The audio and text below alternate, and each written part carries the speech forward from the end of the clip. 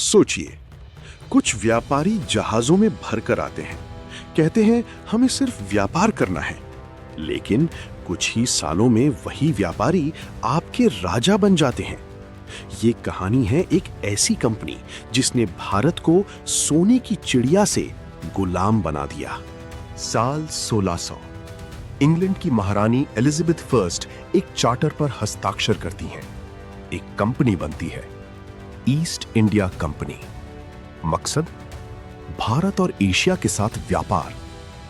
उस वक्त भारत दुनिया का सबसे अमीर देश था। मसाले, रेशम, कपड़ा, सब कुछ यहां था। साल 1608 कंपनी का पहला जहाज भारत के सूरत पोर्ट पर पहुंचता है। धीरे धीरे मुगल बादशाह जहांगीर से व्यापार की इजाजत मिलती है, फैक्ट्रियां बनती हैं। कंपनी सिर्फ व्यापार नहीं कर रही थी, वो सीख रही थी भारत की राजनीति, राजाओं के बीच लड़ाइयों का फायदा उठाना, रिश्वत देना और धीरे धीरे ताकत हासिल करना। फिर आता है साल 1757, जहां कंपनी के अफसर रॉबर्ट क्लाइव नवाब सिराजुद्दौला को हराते हैं।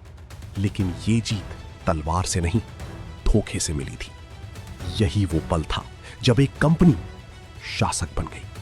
प्लासी के बाद कंपनी रुकती नहीं, धीरे धीरे बंगाल, मद्रास, बॉम्बे, सब पर कब्जा। टैक्स वसूली, अपनी सेना, अपना कानून। अब भारत कंपनी का गुलाम बन चुका था। लोगों पर अत्याचार, किसानों से भारी कर और बार बार अकाल। फिर आता है साल 1857, इंडियन रिबेलियन ऑफ 1857, सिपाहियों का विद्रोह, जनता का गुस्सा।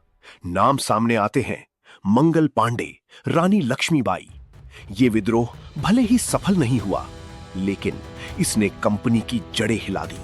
1858 ब्रिटिश सरकार कंपनी को खत्म कर देती है। भारत अब सीधे ब्रिटिश राज के अधीन आ जाता है।